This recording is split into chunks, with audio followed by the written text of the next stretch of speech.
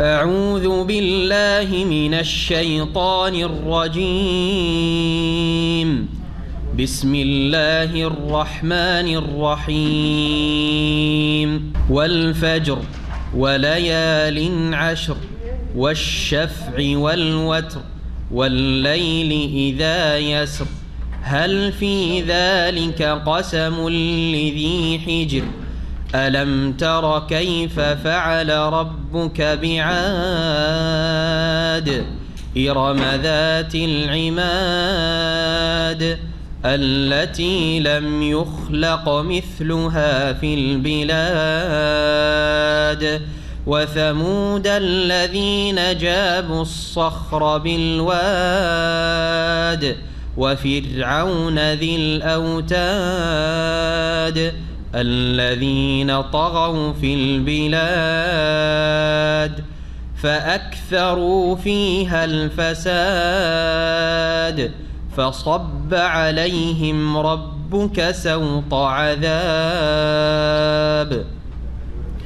إن ربك لبالمرصاد فأما الإنسان إذا ما ابتلاه ربه فأكرمه ونعمه فيقول ربي أكرمن وأما إذا ما ابتلاه فقدر عليه رزقه فيقول ربي أهانن كلا بل لا تكرمون اليتيم ولا تحاضون على طعام المسكين وتأكلون التراث أكلا لما وتحبون المال حبا جما كلا إذا دكت الأرض دكا دكا وجاء ربك والملك صفا صفا وجيء يومئذ بجهنم يومئذ يتذكر الإنسان وأنى له الذكرى يقول يا ليتني قدمت لحياتي فيومئذ لا يعذب عذابه أحد ولا يوثق وثاقه أحد يا أيتها النفس المطمئنة ارجعي إلى ربك راضية مرضية فادخلي في عبادي وادخلي جنتي. السلام عليكم ورحمة الله وبركاته. إن الحمد لله نحمده ونستعينه ونستغفره ونعوذ بالله من شرور أنفسنا ومن سيئات أعمالنا من يهده الله فلا مضل له ومن يضلل فلا هادي له وأشهد أن لا إله إلا الله وحده لا شريك له وأشهد أن محمدا عبده ورسوله صلى الله تعالى عليه وعلى آله وصحبه وسلم تسليما كثيرا أما بعد فأعوذ بالله من الشيطان الرجيم بسم الله الرحمن الرحيم والفجر وليال عشر والشفع والوتر والليل إذا يسر هل في ذلك قسم لذي حجر ألم تر كيف فعل ربك بعاد إرم ذات العماد التي لم يخلق مثلها في البلاد আল্লাহ রাব্বুল আলামিনের যাবতীয় প্রশংসা যে আল্লাহ রাব্বুল আলামিন আমাদের সৃষ্টি করেছেন এবং আমাদের হিদায়াত দান করেছেন সে রাব্বুল আলামিনের যাবতীয় প্রশংসা যে আল্লাহ রাব্বুল আলামিন মানব জাতির হিদায়াতের জন্য যুগে যুগে অসংখ্য আম্বিয়া ও রাসূলগণকে প্রেরণ করেছেন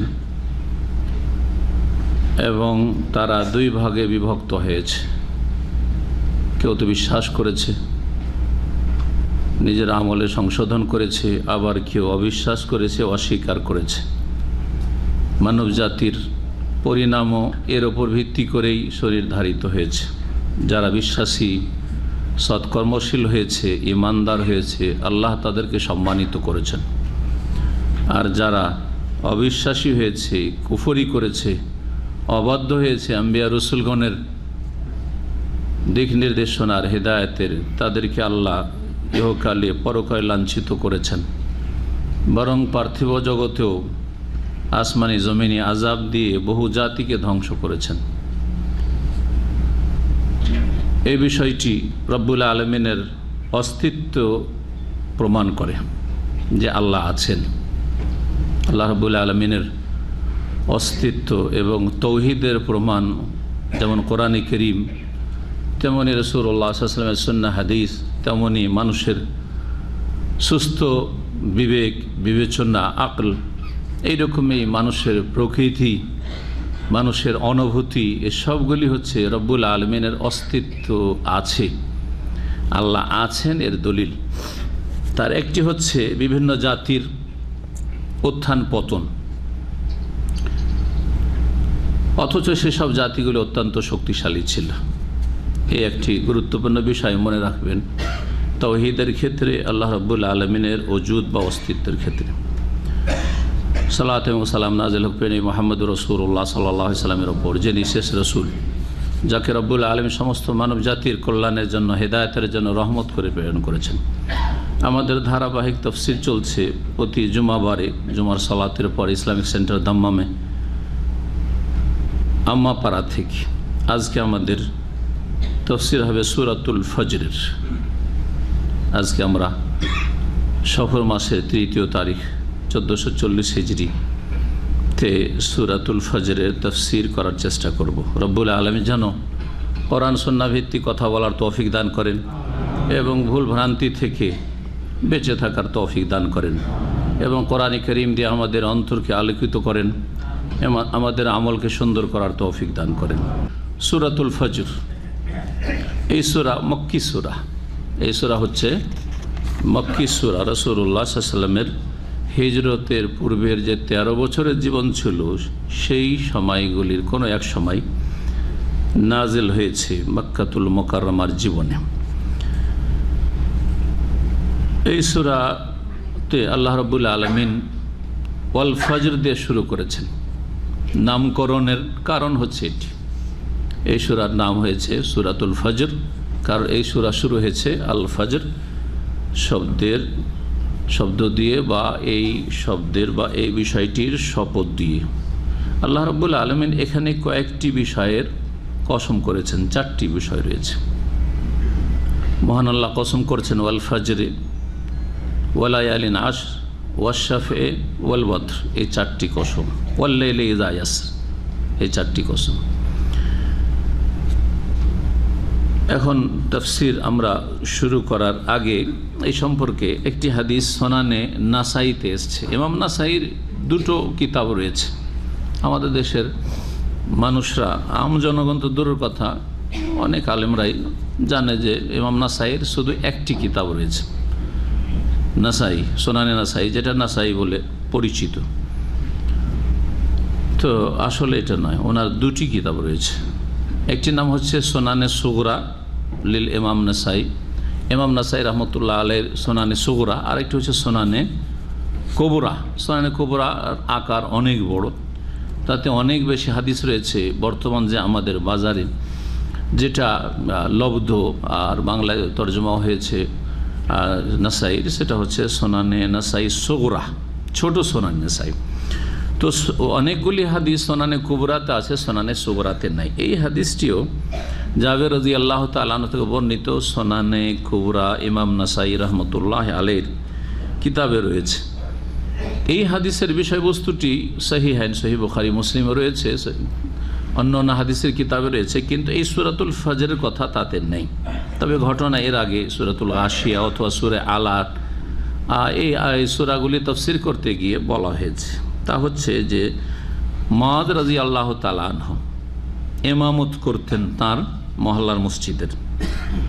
সাল্লাল্লাহু আযম সালাতান, মুআয রাদিয়াল্লাহু তাআলা আনহু সালাত আদায় করালেন। এশার সালাত ছিল, সেটি এশার সালাত ছিল। ফাজা রাজুল ফাসাল্লামাহু, কোনো এক ব্যক্তি আসলো সেই মহল্লার, আসার পরে তার সাথে সালাত শুরু করলো। ফাতাওয়ালা, কিন্তু মুআয রাদিয়াল্লাহু তাআলা নামাজটি খুব লম্বা করলেন। অন্য রিওয়ায়াতে রয়েছে সূরা বাকারা প্রথম রাকাত, সূরা আলে ইমরান দ্বিতীয় রাকাত। কষ্টের কাজ করে সারাদিন মেহনত করেছে, এসছে ক্লান্ত হয়ে। ফাসাল্লা ফি নাহিয়াতিল মসজিদ, তখন সেই লোকটি জামাত ছেড়ে দিয়ে মসজিদের এক সাইডে কিনারায় গিয়ে একা সালাত সেরে নিল। সম্মান সারাফা, তারপরে মসজিদ থেকে টান দিল।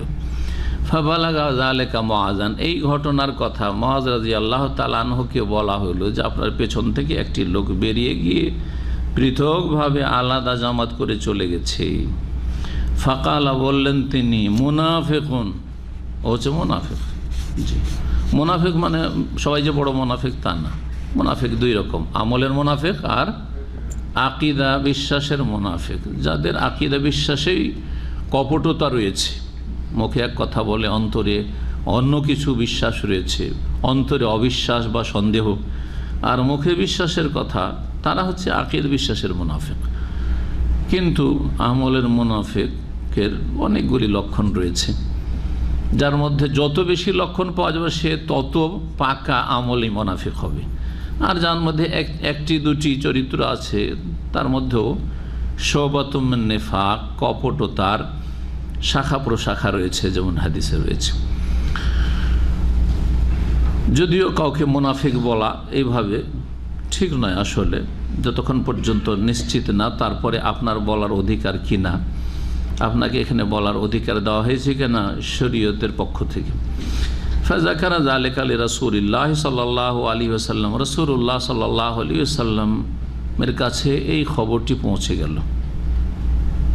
মুআয রাদিয়াল্লাহু আনহু মুনাফিক বললেন, আর ওই লোক সালাত ছেড়ে দিয়ে চলে গেছিল। ওই লোকটিকে রাসূলুল্লাহ সব ডাকালেন। ফাসাল আল ফাতা, লোকটিকে জিজ্ঞেস করলেন। ফাকালা ইয়া রাসূলুল্লাহ, মুআযকেও ডাকালেন, ডাকো মুআযকে। সেই লোক বলল, হে আল্লাহ রাসূল, যেহেতু ওসাল্লি মা ফাতাওয়ালা আলাইয়া, তার সাথে সালাত আদায় করার জন্য জমাতে এসেছিলাম, কিন্তু সে বড় লম্বা সালাত শুরু করলো। ফানসারাফতু, তখন আমি তার সালাত ছেড়ে দিয়ে সাল্লাইতু ফি নাহিয়াতিল মসজিদ, মসজিদের এক কিনারায় সালাত আদায় করলাম। কারণ ফাআলাফতু নাকাতি, সারাদিন আমি উটের রাখাল, উটকে আমি চারা দিতে থাকি, অনেক কষ্টের কাজ করি। ফাকালা রাসূলুল্লাহ সাল্লাল্লাহু আলাইহি ওয়াসাল্লাম, রাসূলুল্লাহ বলেন, আফাত্তানুনি ইয়া মুআয, হে মুআয, তুমি কি ফিতনা সৃষ্টি করতে চাও? তাহলে যাতে সমাজে বিশৃঙ্খলা সৃষ্টি হয়, সম্পর্কের অবনতি ঘটে, এইরকম কাজ করা ঠিক নয়। উপরন্তু এটা প্রথম বিষয় যে এটা হচ্ছে সুন্নাহর খেলাফ, এটা হচ্ছে সুন্নতের খেলাফ। সুন্নত হচ্ছে যে আপনি যখন একা সালাত আদায় করবেন তখন আপনার ইচ্ছা মতো সারা রাত নামাজ পড়েন, জামাত করার কোনো এনে লম্বা করে নামাজ পড়ে, যতক্ষণ পর্যন্ত এশার সালাতের টাইম আছে আপনি পড়েন না, শুরু করে দেন। মাগরিবের 1.5 ঘন্টা পরে প্রায় এশার সময় হয়ে যায়, তারপর থেকে শুরু করে আপনি অর্ধেক রাত পর্যন্ত চালান, সমস্যা না।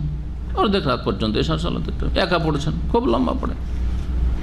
কিন্তু যখন জামাতে সালাত আদায় করবেন তখন নিষেধ আছে এরকম ইমামকে লম্বা সালাত আদায় করতে। মান সাল্লা বিন নাস ফালিয়ুখাফফিফ, নবী করিম সাল্লাল্লাহু আলাইহি ওয়াসাল্লাম বলছেন, যেই ব্যক্তি মানুষের ইমামত করবে সে যেন হালকা করে, সে যেন হালকা করে সালাত আদায় করে। কারণ ফাইন্না ফিহিম মারিয়দা ওয়া দাইফা ওয়া যাল হাজাতে, কারণ মুসল্লি মুক্তাদিদের মধ্যে দুর্বল বৃদ্ধ আছে, ওয়াল মারিদ রোগীও আছে, ওয়াজাল হাজা অনেকে সুস্থ থাকলেও তার প্রয়োজন আছে, কাজকর্ম আছে, চাকরি আছে, ডিউটি আছে, কোথাও যেতে হবে, মসজিদে এসছে জামাতে নামাজ পড়ার জন্য, তাড়াতাড়ি জামাতটা শেষ হলে যাবে, শুধু সবার খেয়াল রাখতে হবে।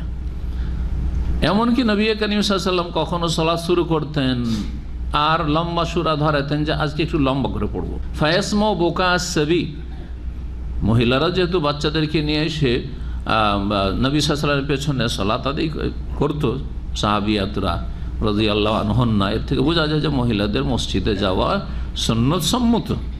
কিন্তু বিদাতীদের লক্ষণ হচ্ছে যে মসজিদে মহিলাদের নিয়ে গেলে ফিতনা হবে, বাজারে ফিতনা হয় না ওদের। হ্যাঁ, ওদের বেদাতি খুরুজে, বেদাতি কাজের জন্য বেরিয়ে মহিলারা যায়, ওগুলোতে আবার ফিতনা হয় না। বেদাতি কাজে এক গ্রাম থেকে আরেক গ্রাম চলে যাচ্ছে, মহিলাও চিল্লে দিয়ে বেড়াচ্ছে, ওতে ফিতনা হয় না। মহিলারা ওয়াজ মাহফিলে আসছে, ওতে ফিতনা হয় না। মহিলারা সিনেমা দেখছে, ওতে ফিতনা হয় না। মহিলারা একাকার হয়ে সহশিক্ষায় ওই ওই মোল্লা যে যে এই বিদাতি বক্তব্য করেছে সে তার পরিবারের তার বংশের মেয়েদের সহশিক্ষাই পড়াচ্ছে, সাবালিকা মেয়েদেরকে হারাম পড়াচ্ছে। তাতে কোনো ফিতনা হয় যেগুলো ফিতনা আর ফিতনা। সুন্নত কায়েম করলে ফিতনা হয়, এটি একটি ভ্রান্ত মতবাদ। সুন্নতের কথা বললে ফিতনা হয়, যেমন ফিতনা করলে আর আপনারা ফিতনা করছেন, আমিন জোরে বললে আপনারা ফিতনা করছেন, কেউ বলেন আপনি ই করছেন, আপনি আমাদের মসজিদে কেন আপনি জোরে আমিন বললেন, হ্যাঁ বুকে হাত বাঁধলে এই ফিতনা করতে এসছেন আপনারা। আমরা সবাই মোনাজাত ধরছি, আপনি মোনাজাত ধরছেন না, ফিতনা করছেন। এই সুন্নত কায়েম করাকে যারা ফিতনা বলে তার আলা ফিল ফিতনাতে সাকাতু, এরাই ফিতনাতে ডুবে আছে। আল্লাহ এদের সম্পর্কে বলেছেন, জি এরাই হাদিস মানতে রাজি না, এরা হচ্ছে কপট। বলছে যে আমরা নবী সাল্লাল্লাহু আলাইহি ওয়াসাল্লামের উম্মত, বলছে যে আমরা নবী ভক্ত আশেকে রাসূল, কিন্তু নবীর সুন্নাত মানতে রাজি না। এটার নামই তো কপটতা। এদের সম্পর্কে তো সূরা তাওবা বলেছে আলা ফিল ফিতনাতে সাকাতু, তারাই তো ফিতনাতে ডুবে আছে, লিপ্ত হয়েছে। একজন সহি আকীদার মানুষ, সহি আমলকারী হিকমত অবশ্যই অবলম্বন করবেন যথাসাধ্য। যারা ফিতনা করছে তাদেরকে ফিতনা করার সুযোগ দেবেন না, যারা ফিতনা করছে তাদেরকে ফিতনা করার সুযোগ দেবেন না। যেখানে দেখবেন যে ওরা ফিতনা করার সুযোগ পাবে সেখানে কিছু সুন্নত যদি স্থগিত রাখা যায় আপাতত কিছুদিনের জন্য, বৃহৎ স্বার্থে, যে এখান থেকে আরও কিছু লোককে সহি আকীদায় নিয়ে আসার চেষ্টা করব, যাতে করে এরাও এই গুমরাহিগুলি থেকে বেরিয়ে আসে বা বিদাত থেকে বেরিয়ে আসে। আমার কথা আশা করি বুঝতে পারছেন। সুতরাং এই সুন্নতগুলি নিয়ে বাড়াবাড়ি করতেও নিষেধ করব, যে এই সুন্নতগুলি আপনার মুখ্য উদ্দেশ্য যেন না হয়, তার চাইতে বড় উদ্দেশ্য হবে আপনার দাওয়াতের প্রচার প্রসার। তাফসীর করতে গিয়ে এই হাদিসটি মুআয রাদিয়াল্লাহু তাআলা আনহুকে কি বললেন, যে তুমি কি ফিতনা করতে চাও? এক ফিতনা হচ্ছে সুন্নতের খেলাফ কাজ করেছেন। সুন্নতের কাজ করলে নবী সাল্লাল্লাহু আলাইহি ওয়াসাল্লাম ফিতনা বলতেন না, বিষয়টি আপনি সূক্ষ্মভাবে লক্ষ্য করবেন। যদি মুআয রাদিয়াল্লাহু আনহু সুন্নতি তরিকায় সালাত আদায় করতেন, ধরেন ফজরের সালাতে সূরা সিজদা, সূরা দাহার পড়ছে কেউ, আর কেউ এসে বলছে এই আপনি ফিতনা করছেন, এত লম্বা ফজর নামাজ পড়ছেন, ও হচ্ছে ফিতনাবাজ, যে সুন্নতের খেলাফ বলবে, ঠিক না? কিন্তু এশার সালাতে সূরা বাকারা, সূরা আলে ইমরান পড়া আর 51 মুক্তাদি আছে আপনার পিছনে, এটা সুন্নতের খেলাফ কাজ।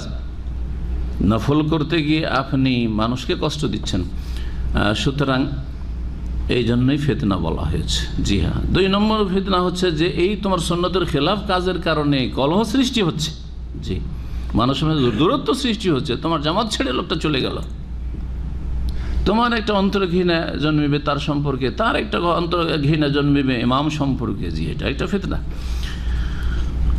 আফাতানুনি আমাজ আইনা আনতা মিন সাব্বিহি ইসমা রাব্বিকাল আলা ওয়াশ শামসি ওয়া দুহাহা ওয়াল ফাজরি ওয়াল লাইলি ইযা ইয়াগশা।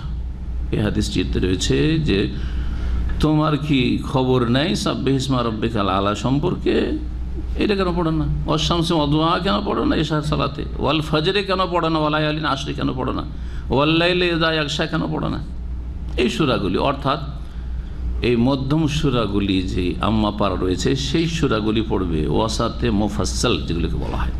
এখন আমরা তাফসীর শুরু করি। আল্লাহ রাব্বুল আলামিন কসম করে বলছেন, আর রব্বুল আলামিন সৃষ্টিকর্তা, তার সৃষ্টির যে কোনো বিষয় সম্পর্কে তিনি কসম করতে পারেন। বহু বিষয়, বহু বস্তুর কসম করেছেন, কখনো সময়ের, কখনো স্থানের, কখনো বস্তুর, কখনো নিজের জাতের, বালা ও রব্বি, জি নিজের সত্তারও কসম করেছেন।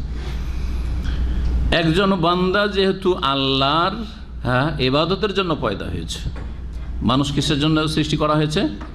ইবাদতের জন্য। আর ইবাদত হচ্ছে তৌহিদ ভিত্তিক ইবাদত, আর আল্লাহ ছাড়া অন্যের শপথ করা বান্দার জন্য তৌহিদ বিপরীত বিষয়, শিরক।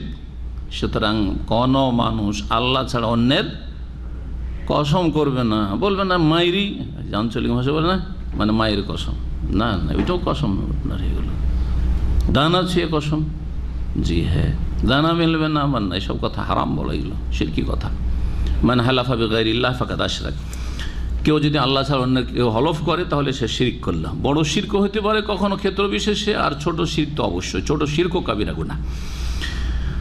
ওয়াল ফজরি, আল্লাহ রাব্বুল বলছেন যে উষার কসম, ভোরের কসম, হ্যাঁ, বা ফজর, সকালের কসম, যাই বলেন। ফজর মানে, ফজর মানে কি? ফজর মানে ভোর হওয়া। ফজর মানে কি? ভোর হওয়া। যখন শুভ সাদেক হয় এর নাম হচ্ছে ফজর। এখানে সালাতুল ফজর বলা হয়নি, ফজর বলা হয়েছে। এখন এই ফজরটি প্রত্যেক দিনের ফজর উদ্দেশ্য করে কসম করা হয়েছে নাকি বিশেষ কোনো দিনের ফজরের কসম করা হয়েছে, এই নিয়ে তাফসীরকারদের দুটি মত রয়েছে। যেটি অধিকাংশ মুফাসসিরিনদের মত, আর এটাই হচ্ছে বলিষ্ঠ, যে আল্লাহ শুধু আল ফজর বলেছেন, আমি ভোরের শপথ করছি, আমি উষার শপথ করছি। সুতরাং যে কোনো দিন ভোর হয়, প্রতিদিনের ভোরের শপথ। জি হ্যাঁ, প্রতিদিনের ফজরের সময়ের শপথ। এই সময়টি মূল্যবান সময়, এই সময় রিজিক বন্টন হয়, এই সময় যারা ওঠে তারাই ফজরের সালাত আদায় করতে পারে, ফজর সালাতের হেফাজতকারী হইতে পারে। এই সময়টি হচ্ছে বরকতের সময়, বিভিন্ন দিক রয়েছে ফজিলতের ভোরের। নবী মুহাম্মদ রাসূলুল্লাহ বলছেন, বুরে কালে উম্মতি ফি বকুরিহা, আমার উম্মতের ভোরবেলায় সকালবেলায় বরকত দেওয়া হয়েছে। এটা হচ্ছে জুমলা খাবরিয়া, নবী সাল্লাল্লাহু আলাইহি ওয়াসাল্লাম কি করেছেন, খবর দিয়েছেন। জি হ্যাঁ। আর আরেকটা হচ্ছে জুমলা ইনশাইয়া, যারা গ্রামার বোঝেন, অর্থাৎ নবী করিম সাল্লাল্লাহু আলাইহি ওয়াসাল্লাম দুআ দিয়েছেন, আল্লাহুম্মা বারিক লি উম্মতি ফি বকুরিহা, হে আল্লাহ আমার উম্মতের ভোরবেলায় সকালবেলায় বরকত দান করো। সুতরাং সকাল সকাল যারা ফজরের সালাত আদায় করলো তারা এই বরকতে নবী সাল্লাল্লাহু আলাইহি ওয়াসাল্লামের দুআতে কি পেল, অংশ পেল। এবং আল্লাহ যে এতে বরকত রেখেছেন, এই বরকতে ভাগ পেল। সকালবেলা ফজরের সালাত দিয়ে কাজকর্ম শুরু করলো, তার বরকতময় জীবন শুরু হলো। তারপরে সকালবেলাতে মানুষ যাদের কাজের প্রয়োজন তারা কর্মচারী খোঁজ করবে, হ্যাঁ তাই না? সকালবেলাতে কাজ শুরু করলে খুব তাড়াতাড়ি কাজ এগিয়ে যায়, কিন্তু যখন বেলা হয়ে যায় আর রোদ হয়ে যায় তখন মানুষ অলস হয়ে যায়। এটা পরীক্ষিত জিনিস। সকাল সকাল আপনি কাজের জন্য বেরিয়ে গেলেন, অনেক কাজ সেরে চলে আসলেন, নাস্তার সময় হয়তো মেলা কাজ সেরে চলে এসছেন, আপনি বসারা হয়ে গেছে। কিন্তু সকালবেলা ঘুমিয়ে যান, হঠাৎ করে দেখছেন ও 8টা-9টা বেজে গেল, মনটা ছিল সকাল 7টায় যাবো রে, যা দেরি হয়ে গেল, আর 2 ঘন্টা আছে জোহর হয়ে যাবে, তো আর যে কী বা করবো, থাক কালকে যাবো, হয় না অনেক সময়, থাক আজকে বাদ থাক, গেল ওই দিনটা বেকার চলে গেল, অথচ আপনার পরিকল্পনা ছিল যে কিছু কাজ করব। জি, তো সকালবেলা। আর তাছাড়া স্বাস্থ্যগত দিক থেকে আজকাল মাশাআল্লাহ খুব গবেষণা আসছে, যারা ভোরবেলা উঠে আর সকালবেলার এই আবহাওয়া তারা পায়, ফজরের সালাতে জামাতে গেলে অবশ্যই পায় তারা সুস্থ থাকে, তারা এই হার্ট অ্যাটাকের ঝুঁকি থেকে অনেক মুক্ত থাকে তুলনামূলক ওই সব লোকদের যারা এই ভোরবেলা ঘুমাইতে থাকে, তাদের হার্ট অ্যাটাকের ঝুঁকি অনেক বেশি থাকে। এইসব কথাগুলি আলহামদুলিল্লাহ আজকাল আসছে, এই সায়েন্সে প্রমাণ করছে ইসলামের হাক্কানিয়াত বা সত্যতা। ওয়াল ফজরি, তো এই ফজর মানে যে কোনো দিনের ভোরে শপথ করেছেন, এই হচ্ছে তাফসীর। আর দ্বিতীয় কেউ তাফসীর করেছেন, সালাফ থেকে বর্ণিত রয়েছে, এই ফজর মানে হচ্ছে জিলহজ মাসের 10 তারিখের ফজর, মানে বিশেষ একদিনের ফজর আল্লাহ শপথ করেছে। এটা কেন তারা এই মতটি ব্যক্ত করেছেন? এই জন্য যে তারপরে শপথ রয়েছে ওয়ালায়ালিন আশর, 10টি রাতের কসম। এই 10টি রাতের তাফসীর সম্পর্কে সাহাবায়ে কেরামরা প্রায় একমত যে 10টি রাত হচ্ছে আশরো জিলহিজ্জা, জিলহজ মাসের এই 10টি দিন রাত, 10টি দিন, পহিলা জিলহজ থেকে শুরু করে 10 জিলহজ পর্যন্ত এই 10টি দিনের বা রাতের আল্লাহ কসম করলেন। যখন এই 10টি দিনের কসম করলেন, 10টি রাতের কসম করলেন, তার সাথে সাথে এই 10টি রাতের মধ্যে সবচাইতে বেশি নেকির কাজ করা হয় সারা বিশ্বে। শুধু হাজী সাহেবদের অধিকাংশ কাজগুলি এই দিনে হয়, আর সারা বিশ্বের মুসলিমরা ঘরে ঘরে নেক আমল করে। ঈদের সালাত আদায় করা, উযহিয়া কুরবানি করা, হাজীদের 5টি কাজ, সবগুলি কাজ এগুলি হয় কোন দিনে? ইয়ামুন নাহার, এই 10 তারিখে, 10ই জিলহজ। সুতরাং এখানে 10ই জিলহজের ফজরের কসম করা হয়েছে। এই মতটিও কেউ কেউ উল্লেখ করেছেন, যেমন প্রসিদ্ধ মত সাহাবী আব্দুল্লাহ বিন আব্বাস রাদিয়াল্লাহু তাআলা আনহু থেকে, আলী রাদিয়াল্লাহু তাআলা আনহু থেকে, আর অন্যান্য তাবেঈন থেকে, যে ফজর মানে যে কোনো দিনের ফজর, ওয়া সুবহ, ভোর। আর মুহাম্মদ বিন কাব, মাসরুক, এই তাবেঈনগণ তারা বর্ণনা করেছে আল মুরাদু বি ফজর ইয়াউমিন নাহরি খাসসাতান, কুরবানির দিনের ফজরের বিশেষভাবে শপথ করেছেন। কেন? ওয়াহিয়া খাতেমাতুল লায়ালিল আশর, এই 10টি দিন এই খতম হতে যাচ্ছে। 10টি দিনের যে সকাল হয়েছিল হইতে হইতে পয়লা জিলহজ থেকে 10 তারিখের সকাল, এইটা হচ্ছে শেষ দিন। সবচেয়ে ফজিলতের যে 10টি দিন রয়েছে গোটা বছরে। দ্বিতীয় শপথ হচ্ছে ওয়ালায়ালিন আশর, যেটা বললাম 10টি রাতের কসম, মানে রাত বলে রাত দিন দুটোকে উদ্দেশ্য করা হয়, আর দিন বলে দিন রাত দুটোকে উদ্দেশ্য করা হয়, যেটা আমরা নিজের ভাষাতেও বলি। আমি 10 দিনের জন্য মক্কা যাচ্ছি, মানে 10 দিন নয় 10 রাত সহ। হ্যাঁ, 10টি রাত আমি দাম্মামে থাকবো না, তার মানে কি দিনেও থাকবো না, তাই না? 10টি রাত আমার বাইরে কাটবে, ঠিক না? তার মানে দিন রাত বাইরে কাটবে। জি, তো কোরআনের ভাষাতে এরকম কখনো দিন বলে দিন রাত উদ্দেশ্য করা হয়েছে, কখনো লাইল বলে রাত বলে দিন রাতকে উদ্দেশ্য করা হয়েছে। 10টি দিন রাতের কসম করেছেন। এই 10টি দিন রাতের কসম এই জন্য করেছেন যে গোটা বছরের মধ্যে সবচেয়ে ফজিলতের দিন হচ্ছে এই 10টি দিন। এই মর্মে হাদিস আপনাদের জানা আছে, সহিহ বুখারী আব্দুল্লাহ বিন আব্বাস রাদিয়াল্লাহু তাআলা আনহু থেকে বর্ণিত হাদিস। বলছেন, মা মিন আইয়ামিন আল আমালুস সালিহ আহাব্বু ইলাল্লাহি ফীহিন্না মিন হাযিহিল আইয়াম আল আশর। বলছেন এমন কোনো দিন নেই যেই দিনের সৎ আমল আল্লাহর কাছে অধিক প্রিয় হতে পারে এই 10টি দিনের আমলের তুলনায়। জানি বলছেন আশর জিলহিজ্জা, জিলহজ মাসের এই 10টি দিনের তুলনায়। কালু সাহাবীরা বলেন, ওয়ালাল জিহাদ ইয়া রাসূলুল্লাহ, আল্লাহ রাস্তার জিহাদ যদি অন্য মাসে কেউ করে, আর এই 10টি দিনে কেউ বাড়িতে মসজিদে নফল ইবাদত বন্দি করলো, তো কে বেশি ফজিলত পাবে? বলেন, ওয়ালাল জিহাদ ফি সাবিল, আল্লাহ রাস্তার জিহাদ করেও এই ফজিলত পাবে না। ইল্লা রাজুলুন খারাজা বিনাফসিহি ওয়া মালিহি ফালাম ইয়ারজি মিন যালিকা বিশাই, তবে কোনো ব্যক্তি যদি জিহাদ ফি সাবিলিল্লাহ, সত্যিকার জিহাদ ফি সাবিলিল্লাহ হইতে হবে। হ্যাঁ, আপনার খেয়াল খুশি আজকালকার খারিজিদের ভাষায় জিহাদ হইলে হবে না, কারণ জিহাদের বেশ কিছু শর্তাবলী রয়েছে, সেই শর্তগুলি পূরণ না হলে সেটা জিহাদ নয়, সেটা ফাসাদ। সেটা দিয়ে ইসলামের উপকার করলেন না, মুসলিম উম্মার ফায়দা করলেন না, উপকার করলেন না, বরং মুসলিম উম্মাদের বিপর্যয় নেমে আসতে পারে, মুসলিম উম্মার ওপর বিপদ আপদ আসতে পারে, মুসলিম উম্মা ক্ষতিগ্রস্ত হইতে পারে। আর তা সত্যি হচ্ছে। সুতরাং বিষয়টিকে বোঝার প্রয়োজন রয়েছে। আর তার মূল শর্ত হচ্ছে মুসলিম শাসকের নেতৃত্বে হইতে হবে, যদিও সে গুনাহগার হোক না কেন, মুসলিম হইলেই হলো। কারণ শুধু খোলাফা রাশেদিনদের যুগে জিহাদ হয়নি, উমাইয়ার যুগে গুনাহগার শাসক থেকেছে, তারপরে তারা জিহাদ ঘোষণা করেছেন। আল্লাহর নেক বান্দা তাবেঈন সাহাবায়ে কেরাম অনেকে তাদের কথাই জিহাদে গেছেন। হাজ্জাজ বিন ইউসুফের মতো জালেম কে ছিল? জি হ্যাঁ, তাকে আব্দুল মালিক বিন মারওয়ান বা সেই যুগের যে শাসক ছিল হুকুম করেছে যে মোহাম্মদ বিন কাসেমকে সিন্ধু প্রদেশে ভারতে জিহাদের জন্য পাঠাও। মোহাম্মদ বিন কাসেম বীর মুজাহিদ ভারতে প্রথম জিহাদের জন্য গেছেন, হুকুম করেছে জালেম শাসককে, হাজ্জাজ বিন ইউসুফে।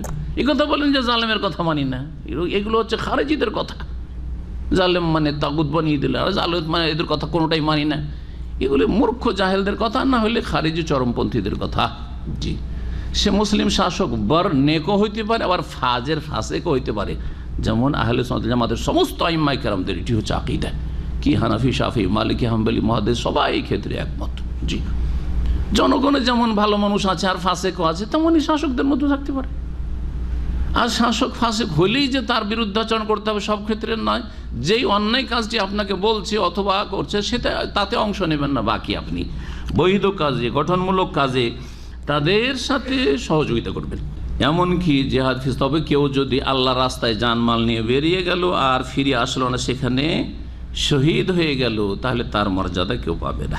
জাবের রাদিয়াল্লাহু তাআলা থেকে মুসনাদ আহমদ আরেকটা হাদিস রয়েছে, ইন্নাল আশরা আশরুল আযহা ওয়াল ওয়াতরু ইয়াউমুন আরাফা ওয়াশাফু ইয়াউমুন নাহর।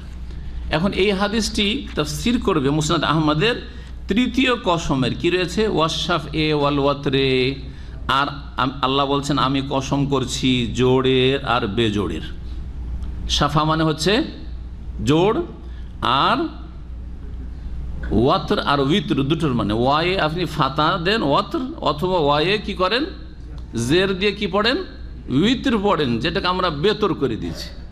বেতর সালাত বলছি না, কারণ আমাদের বাংলাতে বোয়া ছাড়া মাঝামাঝি ওয়া আর বোয়া এর মাঝামাঝি কোনো অক্ষর নেই, ঠিক না? যার ফলে আমরা উইতর বলতে পারি না, কি বলতে পারি, হয় বেতর ভিতর আর না ইত্র করে দিবেন, ঠিক না? তা আসলে শব্দটা হচ্ছে উইত্র। হ্যাঁ জি, উইত্র।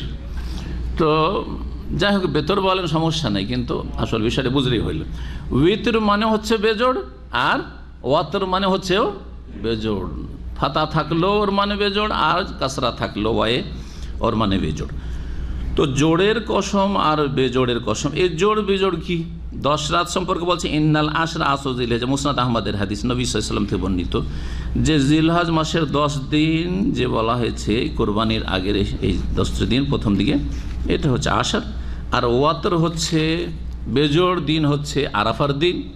আর সাফা হচ্ছে জোড়া দিন, হচ্ছে ইয়াউমুন নাহর, কোরবানির দিন। কারণ কোরবানির দিনটা জোড়া, 10 হচ্ছে জোড়া, হ্যাঁ, আর 9 হচ্ছে বেজোড়।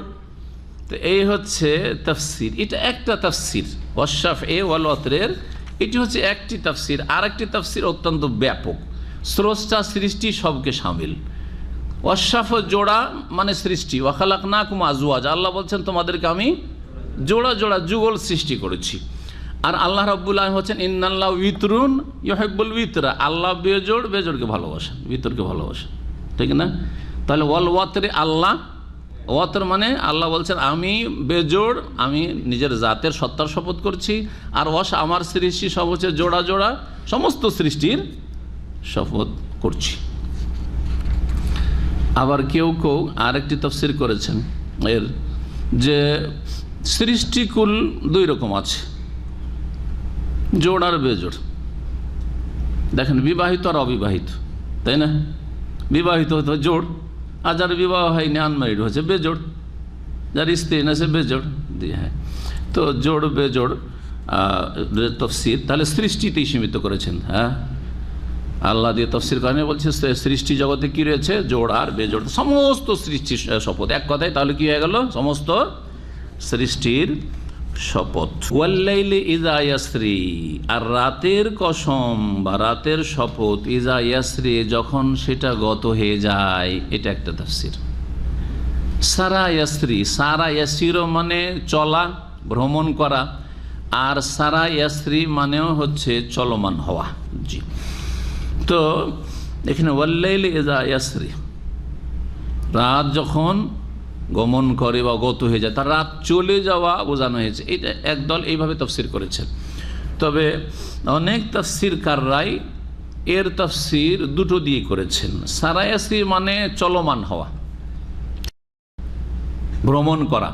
যে ভ্রমণ করে সে বাড়ি থেকে হয়তো কোনো গন্তব্যস্থানের দিকে যাচ্ছে, এটাকে বলা হয় যে ভ্রমণে। আর যখন গন্তব্যস্থান থেকে বাড়ির দিকে ফিরে, সেটাও কিন্তু ভ্রমণ, হ্যাঁ, সেটাও চলা। যাওয়াটাকেও তাহলে সাইর বলা হয়, আর আসাটাকে কি বলা হয়, আরবি ভাষায় সাইর বলা হয়। যার ফলে কিছুদিন আগে ইন্তেকাল করলেন একজন বড় মুফাসসির মদিনা মুনাওয়ারার, আল্লামা আবু বকর জাযাইরি রহমতুল্লাহ আলাইহি। তার একটি তাফসীর রয়েছে, মসজিদ নববীতে ধারাবাহিক তাফসীর দার্স করতেন, সেটা ছেপেছে 5 খণ্ডে, আইসারুত তাফাসির। আইসারুত তাফাসির প্রাথমিক যারা আরবি ভাষায় তফসির শিখবেন তাদের জন্য খুব ভালো কিতাব। শব্দের তাহকিক রয়েছে, তারপরে সংক্ষিপ্ত একটা সার রয়েছে, তারপরে আবার একটু তফসির রয়েছে। 3 ভাবে তিনি তফসির করেছেন, সুন্দর মোটামুটি কিছু উপকারিতা। এই আয়াতগুলো থেকে ফাওয়াইদিল আয়াত, এই আয়াতগুলো থেকে আপনি কি জানতো, ইস্তেমবাতাত। যদি আয়াত থেকে ইস্তেমবাত শিখতে চান তাহলে ওই কিতাবটি মধ্যম শ্রেণীর আলেমদের জন্য। আর আমাদের দেশের অধিকাংশ মধ্যম শ্রেণীর, আমাদের দেশের আলেমরা অধিকাংশ মধ্যম শ্রেণী বলা যাবে। হ্যাঁ, একবারে সিনিয়র আপনার কাছে সিনিয়র হইতে পারে, কিন্তু মধ্যম শ্রেণী বলতে হবে। কথা হচ্ছে এই কিতাবটি বড় উপকারী। বলছিলাম যে তিনি বলছেন, বা তার আগেও অনেক তাফসীরকাররা বলেছেন যে ওয়াল্লাইলি ইযা ইয়াস, রাত যখন আগমন করে অথবা গত হয়, দুটোই শামিল। রাত যখন আসে অথবা যায়, তাহলে কি বলবো, ওয়াল্লাইলি ইযা আসে, রাতের কসম আল্লাহ করছেন যে রাতের শপথ যখন সেটা আসে অথবা যায়। রাত চলে আসলো অথবা চলে গেল, এই যে চলা দুটোতে কিন্তু আছে। জি হ্যাঁ, ওয়াল্লাইলি ইযা আসে। এই কসমগুলি করার পরে আল্লাহ বলছেন হাল ফি যালিকা কাসামুল লিযি হিজরিন। হাল মানে কি হয়, তাই না? আর হালের আরেকটি অর্থ হয়, সূরা গাশিয়ার শুরুতে বলেছি, হাল আতাকা হাদিসুল গাশিয়া বলেছি না, প্রথমে বলেছি হাল আতাকা হাদিসুল গাশিয়া, বা হাল আতা, আর বিশেষ করে সূরা দাহরে হাল আতা আলাল ইনসানে, মানুষের ওপর নিশ্চয় এমন একটা সময় এসেছিল। নিশ্চয়ের অর্থ কিসের অর্থ? নিশ্চয়ের অর্থের আগে বলেছে। হাল মানে কাদ, এখানে হাল মানে কাদের অর্থ রয়েছে। হাল ফি যালিকা কাসামুল লাযী হিজরিন, এতে ফি যালিকা, এতে শপথ রয়েছে জ্ঞানী ব্যক্তির জন্য। নিশ্চয়, নিশ্চয় এতে শপথ রয়েছে, কসম রয়েছে জ্ঞানী মানুষের জন্য। এটা হচ্ছে তরজমা। হাল মানে নিশ্চয় বললাম, ফি যালিকা এতে, কাসামুন শপথ রয়েছে, জি হিজর, হিজর মানে হচ্ছে আকল, হিজর মানে হচ্ছে জ্ঞান, আর জি মানে ওয়ালা, জ্ঞান ওয়ালার জন্য মানে জ্ঞানীর জন্য। জি হ্যাঁ, জ্ঞানকে আরবি ভাষায় কি বলা হয়? আকল, বিবেক। বিবেক বা জ্ঞানকে কি বলা হয়? আকল বলা হয়। এই জন্য জ্ঞানী মানুষকে আকেল বলে। তোমার আক্কেল নেই, আক্কেল দাঁত ওখান থেকে এসছে, কিন্তু আমাদের দেশে আক্কেল দাঁত কথাটি দিয়েছে, তাসদিদ দিয়ে ওকে বিকৃত করে দিয়েছে। আসলে আক্কেল দাঁত মানে এখন ওর আকেল বুদ্ধি হয়েছে। হিজর, আকলকে জ্ঞানকে হিজর কেন বলা হয়?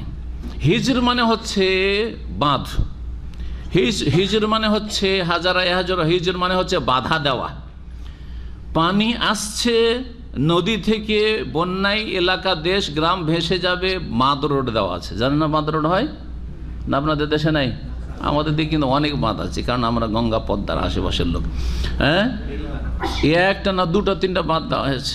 একটা বাঁধ ভেঙে গেল, তারপরে বেশ কিছু লোক ঢুলো, আর এক বাঁধ আছে, তাহলে দুই বাঁধের পরে যারা আছে অনেক বাঁচে। তা আমরা দুই তিন বাঁধের পরে ছিলাম আমরা, যার ফলে খুব বাড়িঘর খুব কমই ডুবত। কিন্তু যারা এক বাঁধে অথবা বাঁধের ভিতরে প্রতি বছর ডুবে, ওরা কোনো জায়গাতে বাঁধ ভেঙে গেলে ডুবে একবারে সর্বনাশ হয়ে যায়। আল্লাহু আকবার। বন্যার দেশ আমাদের দেশ, নদীর দেশ আর বন্যার দেশ। তো কি বলছিলাম? হ্যাঁ, হিজর, হিজর মানে হচ্ছে বাঁধ বা বাধা, বাঁধ বা বাধা। সূরাতুল ফুরকানে রয়েছে ওয়ায়াকুলুনা হিজরাম মাহজুরা, ওয়ায়াকুলুনা হিজরান মাহজুরা। জি, নিষিদ্ধ এলাকা, এই এলাকায় বাঁধ দেওয়া আছে, এই এলাকায় কেউ আসবে না, এটা আমার জমি, এখানে সংরক্ষিত এলাকা, এখানে কেউ গরু ছাগল চড়াবে না, এইটাই মাহজুর। জি হ্যাঁ, জ্ঞানকে হিজর কেন বলা হয়, আর জ্ঞানীকে জি হিজর বা জু হিজর কেন বলা হয়?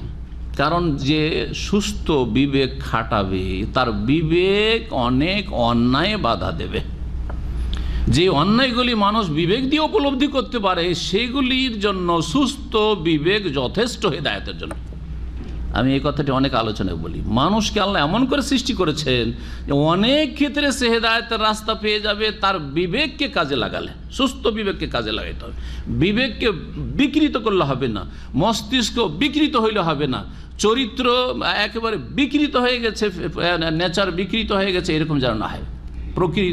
বিকৃত প্রকৃতির মানুষ হলে হবে না, মানে বদ স্বভাব, বদ কাজ করে করে এমন হয়েছে বদ কাজই ভালো লাগছে, এটা হচ্ছে বিকৃত প্রকৃতির মানুষ।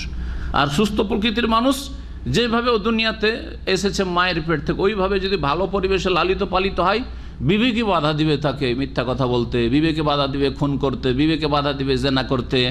আমার মা বোন আছে, হ্যাঁ এগুলো কারো মা বোন, হ্যাঁ বিবেকে বাধা দিবে বেঈমানি করতে, জুলুম অত্যাচার করতে। আমার উপর কেউ যদি জুলুম করে, আজকে আমি জুলুম করছি, তো আমার উপরে যদি কোনোদিন জুলুম হয় এর প্রতিশোধ, হ্যাঁ এগুলো বিবেক, সুস্থ বিবেক। সুস্থ বিবেক দিয়ে অনেক পাপ থেকে মানুষ বাঁচতে পারে।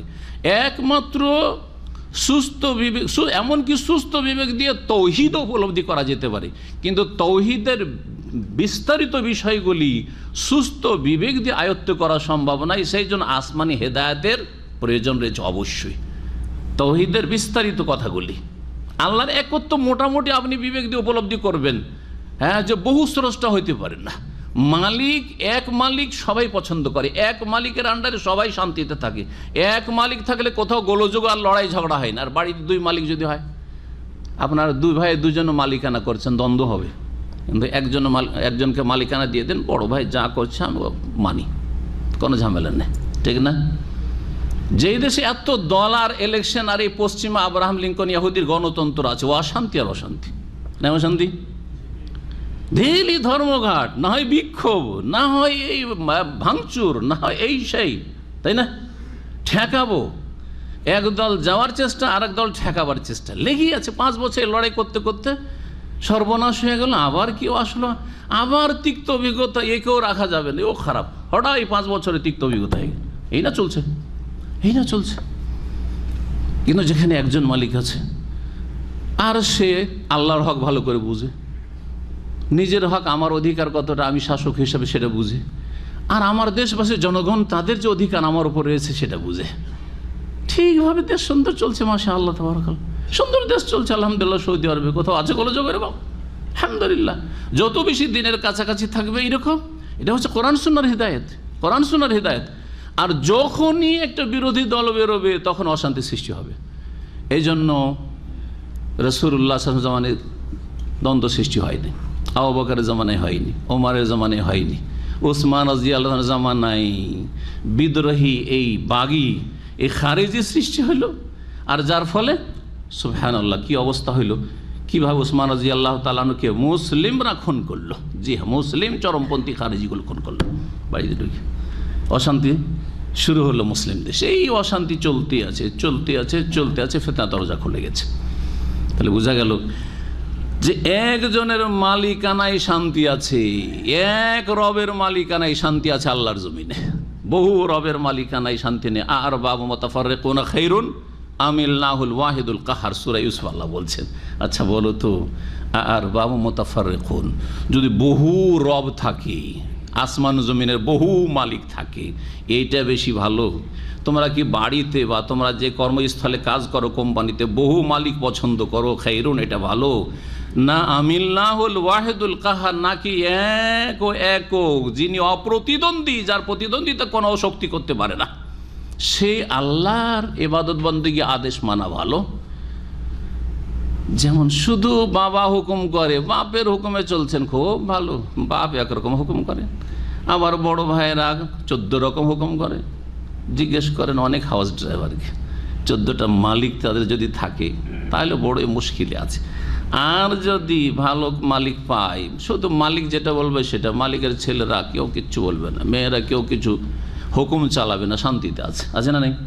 জি। তো কি বলছিলাম, তৌহিদটাও জ্ঞান দিয়ে জানা যায়, সুস্থ জ্ঞান দিয়ে, কিন্তু তৌহিদের বিস্তারিত আলোচনা, আল্লাহ কোথায়, আল্লাহর হাত আছে কিনা, আল্লাহর চোখ আছে কিনা, জি হ্যাঁ, বোঝা গেছে না?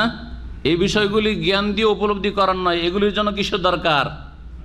ওহীর দরকার। ওহী ছাড়া মানুষ পুরোপুরি হেদায়েত লাভ করতে পারবে না। এই জন্য প্রতিটি যুগে আল্লাহ রাব্বুল আলামিন নবী রাসূল পাঠিয়েছেন আর ওহী পাঠিয়েছেন। কি বলছিলাম, আকলকে আকল এই জন্য বলা হয়। এইরকমই আমরা যখন আল্লাহর বান্দা, দেখেন আমরা, আমাদের ওপর যদি একবার কেউ অনুগ্রহ করে, একটু উপকার করে, তোর গুণ গায়। একটু উপকার করলে গুণ গায় না? একটু উপকার করলে যখন গুণ গায়, তো রব যিনি আমাকে সব দিয়েছেন তার কি গুণ গাইছে? এটা দিয়ে আল্লাহর ইবাদত, আমার বিবেক বলছে আল্লাহর ইবাদত করতে হবে। কমপক্ষে 5 বার হাজিরা দিই, এই 5 বার কথাটি আকল দিয়ে বোঝা যায় না, এর জন্য ওহীর দরকার, যে 5 বার সালাত আদায় করতে হবে, 5 না 10 এটা বিবেক বলতে পারে না, কিন্তু বিবেক এটা বলতে পারছে যে আল্লাহর ইবাদত করতেই হবে যিনি আমাকে সব দিয়েছেন। জি হ্যাঁ, আশা করি বিষয়টা বুঝতে পারছেন যে আকল, সুস্থ বিবেকের কত যে গুরুত্ব রয়েছে। আর সুস্থ বিবেককে যদি মানুষ খাটায়, কাজে লাগায়, তাহলে হেদায়েতের ক্ষেত্রে কত যে তার জন্য হেদায়েতের রাস্তা সহজ হয়ে যাবে, এটা আশা করি বুঝতে পারছেন।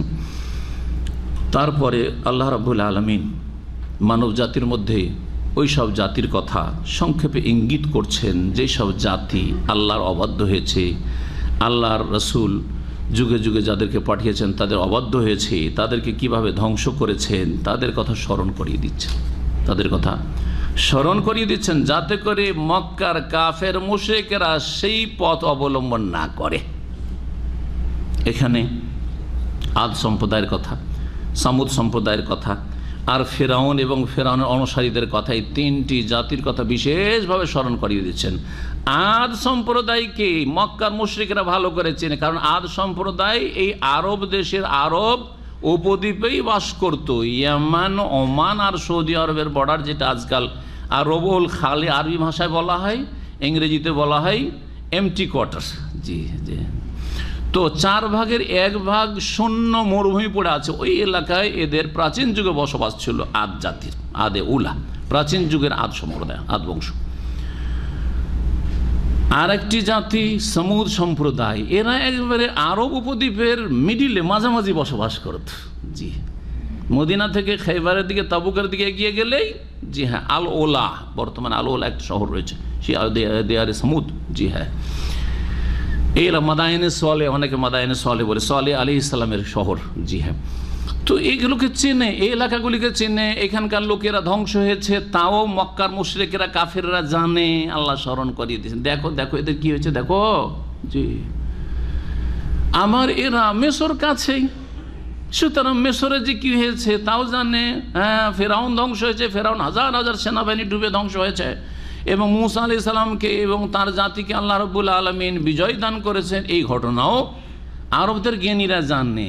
এই তিনটি ঘটনার দিকে ইঙ্গিত করে দিচ্ছেন আর বলছেন যে তোমরা এখন তোমাদের সামনে দুটো রাস্তা, ওয়াহাদাইনাহুন নাজিদাইন, হয় নবী মুহাম্মদ রাসূলুল্লাহ সাল্লাল্লাহু রাস্তা ধরে নাও, দুনিয়া এবং আখিরাতে সম্মানজনক জীবন পাবে, দুনিয়া নেতৃত্ব পেয়ে যাবে। হে আরব মুশরিকরা শোনো, কুরাইশরা শোনো, ইসলাম গ্রহণ করলে, আর আখিরাতে সম্মানিত হবে জান্নাতে গিয়ে। আর না হইলে ফেরাউন আদ সমুদ্রের রাস্তা ধরে নাও, যাদের জন্য দুনিয়া আযাব।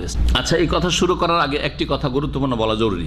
এই যে আল্লাহ 4টি শপথ করলেন, যে কোনো শপথ করলে কিসের জন্য শপথ করলেন এটা অবশ্যই থাকা উচিত, যেটাকে আরবি ভাষায় জবাবে কাসাম বলা হয়। আরবিতে কি বলা হয়? জবাবে কসম। কসমের জবাব কি জন্য? যেমন আমি বলছি আল্লাহর কসম, আমি আর ওই দেশে যাব না। এই যে আল্লাহর কসম, এটা হলো কসম। হ্যাঁ, মাকসাম বেহি আর মাকসাম আলাইহি বা জবাবে কাসাম, যার জন্য, যার উপর কসম করলাম বা যে বিষয়টির জন্য কসম করলাম সেটা হচ্ছে জবাবে কাসাম, যে আমি ওই দেশে যাব না, ঠিক না, অমুক জিনিসটা খাবো না, এটা হচ্ছে জবাবে কাসাম। তো আল্লাহ বললেন ফজরের কসম, 10 রাতের কসম, জোড়ের কসম, বেজোড়ের কসম, আর রাতের কসম যখন আসে বা যায়। তারপরে বল এই কসমগুলি কি জ্ঞানীর জন্য যথেষ্ট নয়? যে আল্লাহ যে এই কসমগুলি করলেন এগুলি কি জ্ঞানীর জন্য যথেষ্ট নয়? অবশ্যই যথেষ্ট উচিত জ্ঞানী মানুষের জন্য। এতটুকু হয়ে গেল। কসম তো হইল, কিসের জন্য আল্লাহ কসম করলেন? তারপরে অন্য জাতির ঘটনা বর্ণনা করা শুরু করলেন। তাহলে জবাবে কসম এখানে উল্লেখিত নেই। এখানে তাফসীরকারদের দুটি মত রয়েছে। একটি হচ্ছে যে এখানে জবাবে কসম উজ্জ রয়েছে, যখন কোনো জিনিস একটু গভীরভাবে চিন্তা করলে বোঝা যায় তখন আল্লাহ সেটাকে সংক্ষেপে উজ্জ করে দেন, যে তখন বুঝো যে এখানে কি আছে। আরব মুশরিকদের মধ্যে আকীদাগত যেসব ত্রুটি ছিল, আর আকীদার সংশোধন প্রথম করা হয়েছে মুশরিকদের বা কাফেরদের। নবী করিম সাল্লাল্লাহু আলাইহি ওয়াসাল্লাম প্রথম তাওহীদের দাওয়াত দিয়েছেন আর আকীদার দাওয়াত দিয়েছেন। আকীদার একটি গুরুত্বপূর্ণ বিষয় ছিল আল্লাহর তাওহীদ রুবুবিয়্যত অস্বীকার করতো না, শুধু ইবাদত অস্বীকার করতো, তাই না? আল্লাহকে খালিক মালিক মানতো, রাজিক মানতো, কিন্তু ইবাদত বন্দেগীতে ভাগাভাগি করতো। আখিরাত পরকালকে মানতো না। যখন বলা হয় তোমাদের পুনরুত্থান হবে, তোমাদেরকে উঠিয়ে আল্লাহ হিসাব নেবেন, তখন আরব মুশরিক কি বলতো? এটা আবার কেমন কথা হইল? আইযা মিতনা ওয়াকুন্না তুরাবান, মরে যাব, মাটি হয়ে যাব, সরে যাব, পচে যাব, তারপরে আবার উঠানো হবে, এটা কেমন করে হইতে পারে? যালিকা রাজুম বাইদ, এটা অনেক দূরের কথা, অবান্তর কথা, মানতে রাজি হয়। তাহলে পরকালকে তারা কি করতো? পুনরুত্থানকে অস্বীকার করত। তাহলে এখানে এই পুনরুত্থানের বিষয়টি উজ্জ আছে। মুফাসসির এইভাবে বলছে লা তুবআসুন্না, অবশ্যই তোমরা পুনরুত্থিত হবে বা তোমাদেরকে উঠানো হবে। সুম্মা লা তুনাব্বাউন্না, অথবা তোমাদেরকে জানিয়ে দেওয়া হবে বিমা আমিলতুম, পৃথিবীতে কি কাজ করে এসছো, আমল কি ছিল, তার পরিণাম তোমরা পাবে। জি, ওয়া যালিকা আলাল্লাহি ইয়াসির, যেমন অন্য আয়াতে রয়েছে। দ্বিতীয় দল তাফসীরকাররা বলছেন না না, এখানে উজ্জ নেই, উল্লিখিত আছে কিন্তু কয়েক লাইন পরে আছে। দেখেন, যখন এই তিনটি জাতির কথা, তাদের যে কুপরিণাম, ধ্বংসের অবস্থা বর্ণনা করা হইল, তখন আল্লাহ বলছেন ইন্না রব্বাকা লাবিল মিরসাদ, আয়াত নম্বর 14। কি বলছেন আল্লাহ? ইন্না রব্বাকা লাবিল মিরসাদ, নিশ্চয় হে নবী তোমার প্রতিপালক লাবিল মিরসাদ, সূক্ষ্ম দৃষ্টি রেখেছেন। হ্যাঁ, সূক্ষ্ম দৃষ্টি রেখেছেন, সব কিছুর খোঁজ খবর রাখছেন। এটা ভাব অর্থ করলাম। মিরসাদ মানে হয় ওঁত পেতে থাকা। ওঁত পাতা বুঝেন? কে বুঝে এই বাংলা? একজন হাত তুলুক। ওঁত পাতা, হ্যাঁ, চান্সে অপেক্ষা কর। কীরকম? সামনে এসে না লুকিয়ে? লুকিয়ে। চোর ডাকাতের ছিনতাই করার জন্য রাস্তায় সামনে এসে দাঁড়িয়ে থাকে না, লুকিয়ে থাকে। যখন দেখছে এগিয়ে চলে এসছে কাছে, এখন হাতের নাগালে ধরতে পারো, কপ করে বেরিয়ে এসে ধরে ফেল। হ্যাঁ, উঁত পেতে বসে থাকা বলা হয়। সেটা অসৎ লোকেরা উঁত পেতে থাকে, আর ভালো কাজের জন্য ভালো উদ্দেশ্য উঁত পেতে থাকা হইতে পারে। আল্লাহ রাব্বুল বিষয়টি জি মানুষের বদলা দেওয়ার জন্য, উচিত শাস্তি দেওয়ার জন্য এখানে লাবিল মিরসাদ কথাটি বর্ণনা করা হয়েছে। দেখেন, আল্লাহ রাব্বুল আলামিনকে কেউ দেখতে পায় না, দেখলে তো সবাই হেদায়েত হই, তাই না? আল্লাহ রাব্বুল আযাবকে কেউ দেখতে পায় না, আসমানি আযাব, জমিনি আযাব বা গায়বী আযাব কিছু দেখতে পায় না।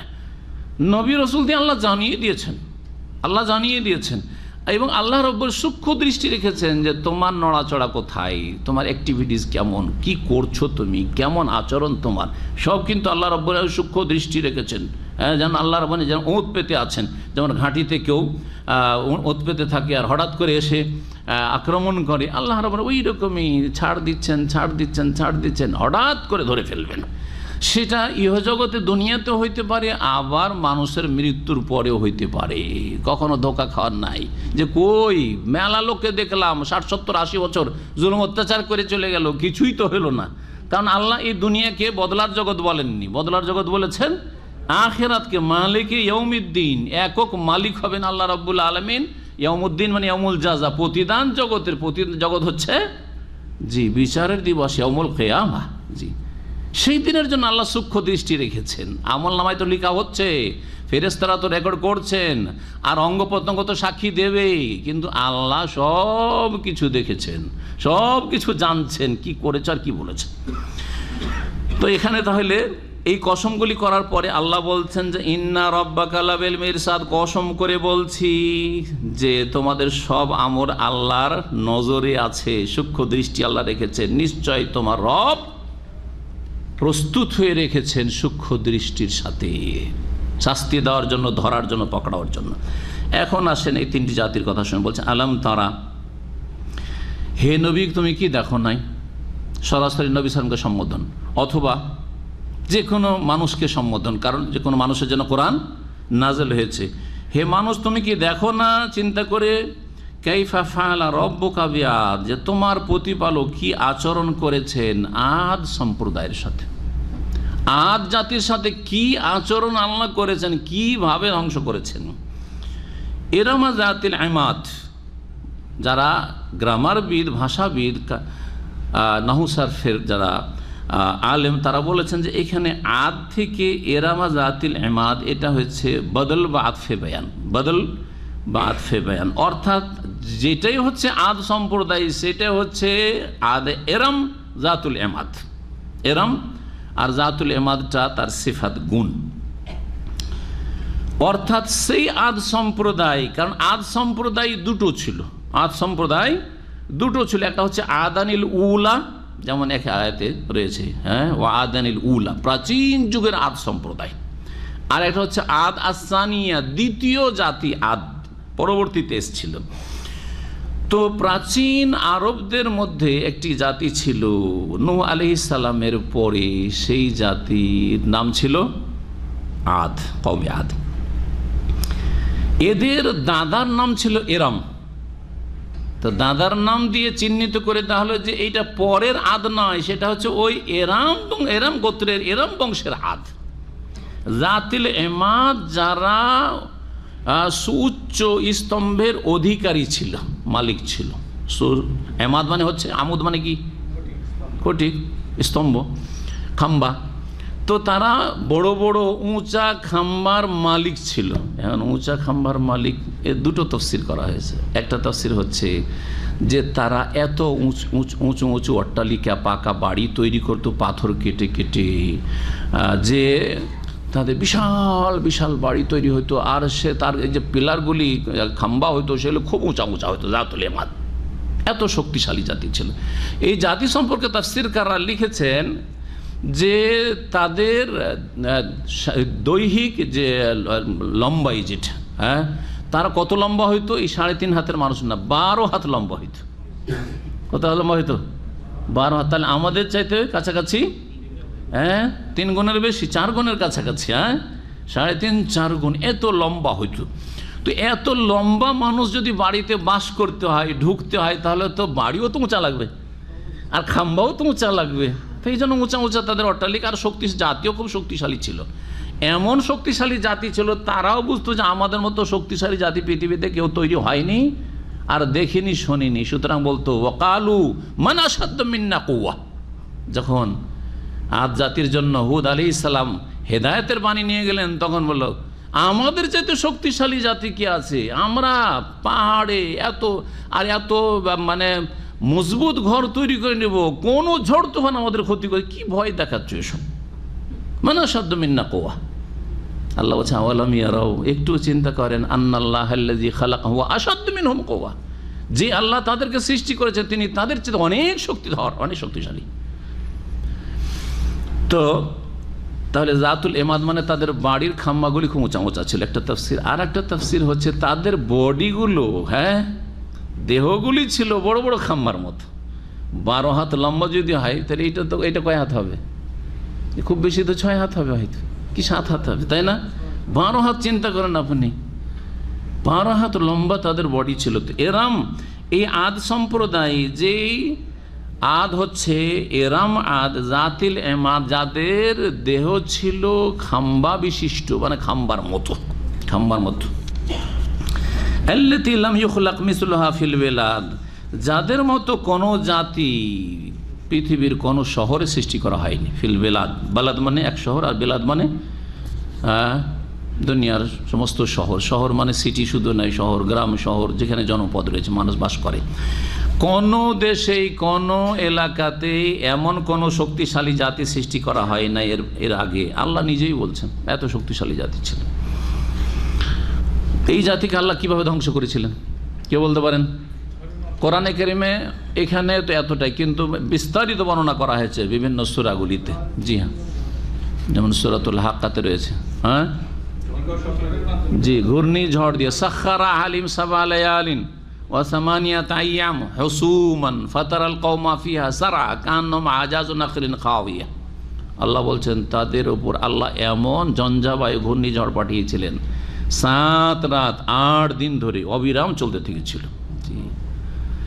আর সব কিছু নিশ্চিন্ন করে দিয়ে বাড়ি ঘর মানুষ এমন করে আকাশে উঠিয়ে আছাড় দিয়ে ফেলত। আল্লাহু আকবার! এই ঘূর্ণিঝড়ে মানুষকে ফাতারাল কওমা ফিহা সারআ, এই জাতি সব এমন আছাড় খেয়ে খেয়ে উপর হয়ে পড়েছিল। কান্নাম আজাজু নাখ, মনে হচ্ছে না যেগুলো মানুষ, মনে হচ্ছে এগুলো খেজুরের লম্বা লম্বা খেজুরের কাণ্ড পড়ে আছে, খেজুরের যে দেহ বডি কাণ্ড পড়ে আছে মনে হচ্ছে। এইভাবে আল্লাহ নিশ্চিন্ন করে দিয়ে।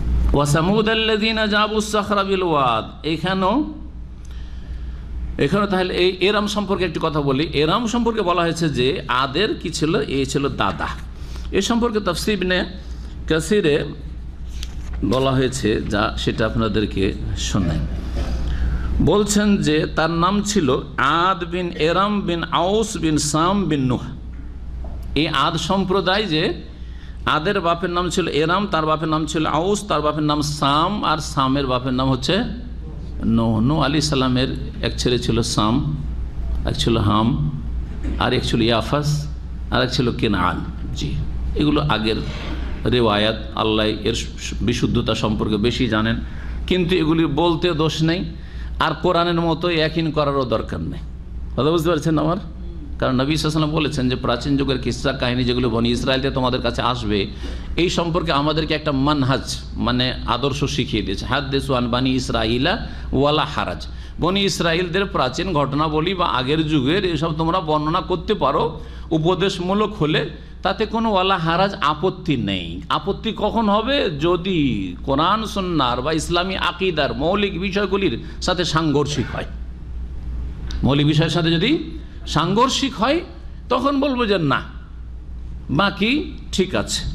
এখন আছেন সামুদ সম্পর্কে। ওয়া সামুদ আল্লাযীনা জাবুস সাখরা বিল ওয়াদ, আসলে এরকম ছিল। আলাম তারা কাইফা ফাআলা রাব্বুকা বিআদ ওয়া আলাম তারা কাইফা ফাআলা রাব্বুকা বিসামুদ আল্লাযীনা জাবুস সাখরা বিল ওয়াদ।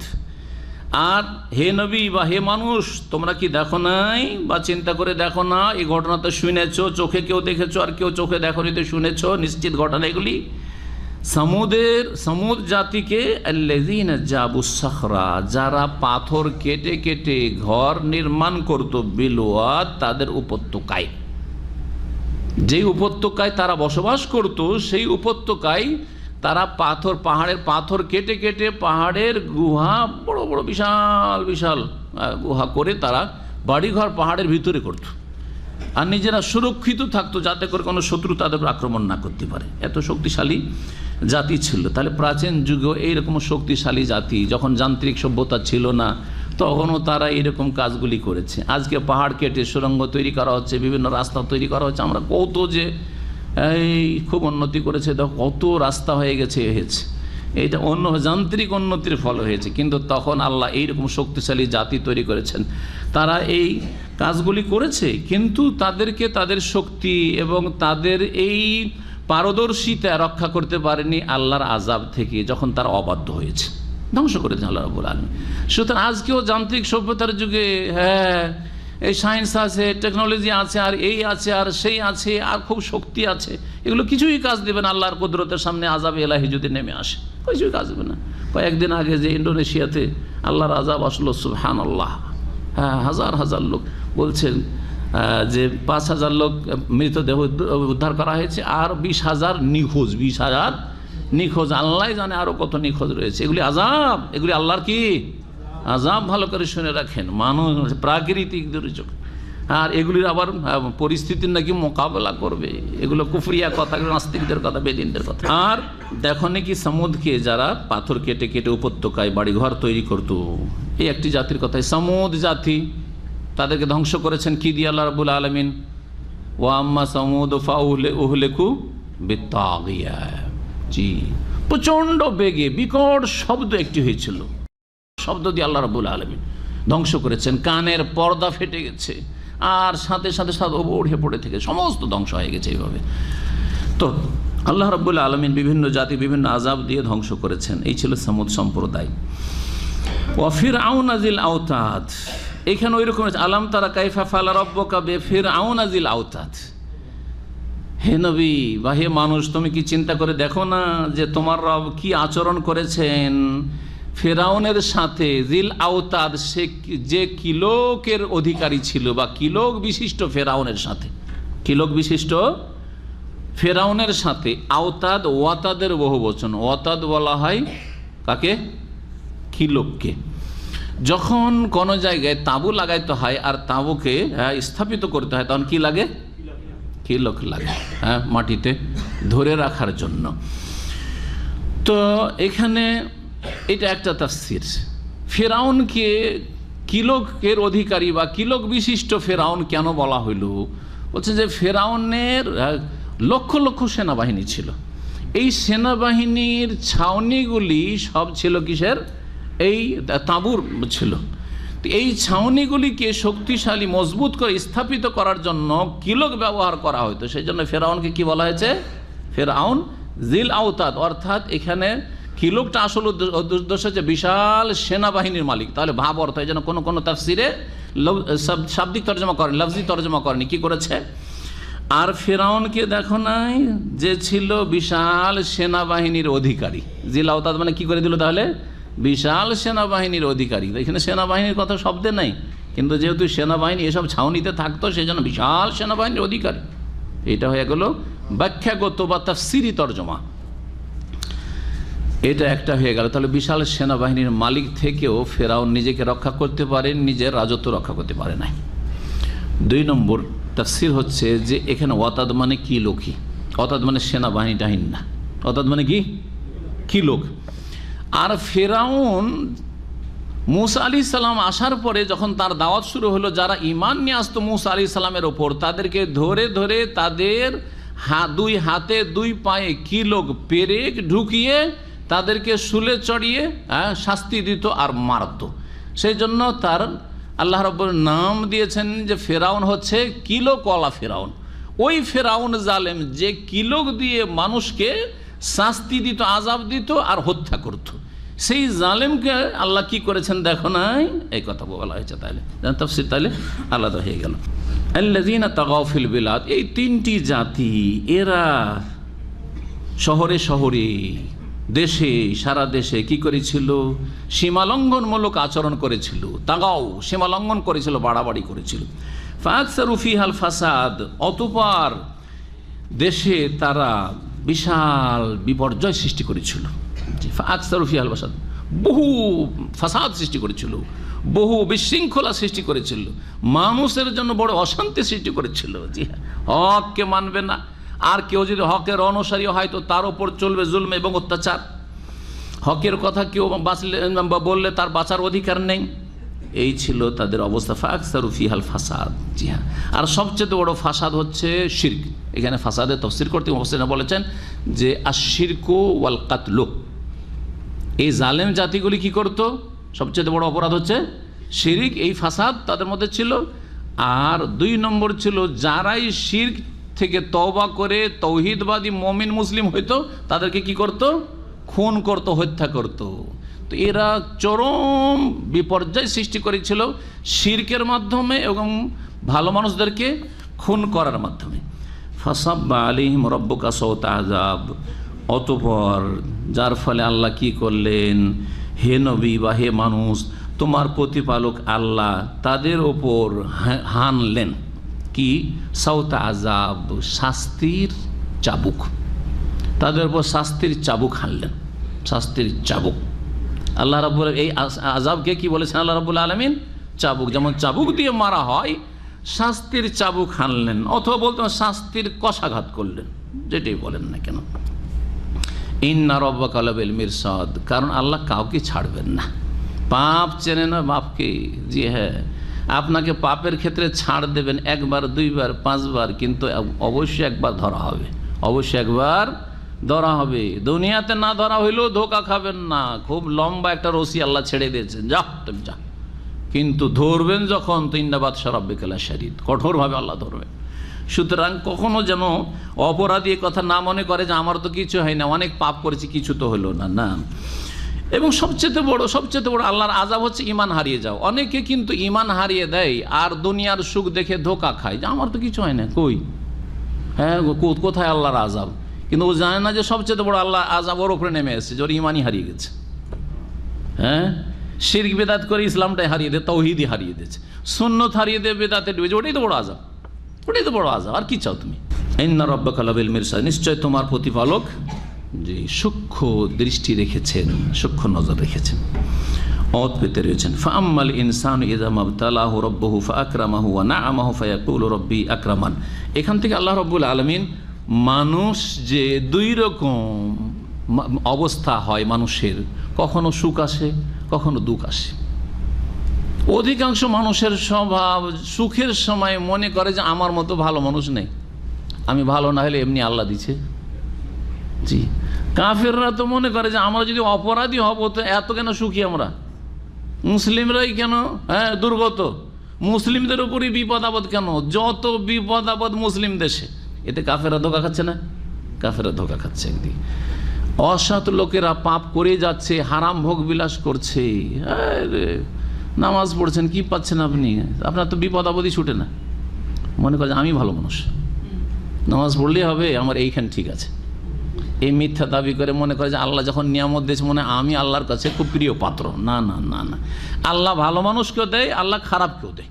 জি, আবার বিপদ আপদ ভালো মানুষের উপর আসে, আবার খারাপের উপরও আসে। খারাপের জন্য আল্লাহর আযাব, আর ভালো মানুষের জন্য আল্লাহর পরীক্ষা, ইমতিহান।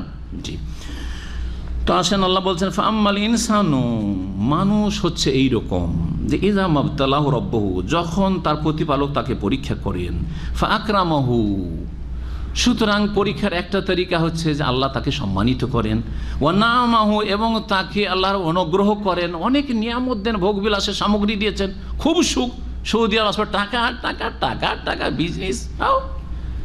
জি, এই যখন হয় ফায়াকুলু, তখন বলে রব্বি আকরামানি, আমার আল্লাহ আমার উপর খুব খুশি আছে, আমাকে বড়ই সম্মানিত করেছে। আমাকে আল্লাহ কি করেছে? বড়ই সম্মানিত করেছে। দেখেন না, আমার কোনো অভাব নেই, আল্লাহ আমার উপর খুব রাজি আছে। বিশেষ করে ফাসেক মুসলিমরা, হ্যাঁ পাপি মুসলিমরা, বা দেখেন বিদাতি আলেম ওলামা, বিদাতি পীরেরা, ওই আমাদের ভক্তের অভাব আছে। দেখেন না, আমরা কোনো এলাকা গেলে দেখেন না আমাদের পিছনে গাড়ির বহর দেখেন না, আর আমাদের মুরিদানের সংখ্যা দেখেন না। জি হ্যাঁ, ফায়াকুলু রব্বি আকরামান, আমাদের মতো ইজ্জত কে পেয়েছে? আমরাই হক্কানি, তাই না? আমরাই হক্কানি। ধোকা খেয়ে আছে, ধোকা খেয়ে আছে। হক্কানি হওয়ার মাপকাঠি এই না যে আমার দলবল ভারী, আমার ইজ্জত সম্মান বেশি, বরং আমি কোরআন সুন্নাহর দলিলের উপর আছি কিনা এটা দেখার বিষয়। আমার কাছে দলিল আছে কিনা কাল আল্লাহ কাল রাসূল, এটা হচ্ছে দেখার বিষয়। ওয়াম্মা ইযা মাবতালাহু, পক্ষান্তরে যখন মানুষকে আল্লাহ পরীক্ষা করেন, দ্বিতীয় রকম পরীক্ষা তার রব কি বলে পরীক্ষা করেন, ফাকাদারা আলাইহি রিজকাহু, অতঃপর পরীক্ষা করতে গিয়ে তার উপজীবিকা রিজিককে আল্লাহ সংকুচিত করে দেন। কাদারা একদেরও মানে সংকুচিত করা, এখানে কি মানে, এটা হচ্ছে সংকুচিত করে দাও, বড় হয়েছিল সংকুচিত করে, তারকে সংকুচিত করে সংকীর্ণ করে দেওয়া, এটা হচ্ছে কাদারা একদেরও। আর কাদারা একদেরও মানে ক্ষমতাবান হওয়া, এইটাও আর একটা অর্থ।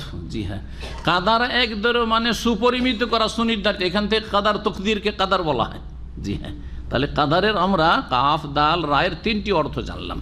ক্ষেত্র বিশেষে অর্থ হবে এখানে ফাকাদারা আলাইহি রিজকাহু মানে দাইয়াকা আলাইহি রিজকাহু।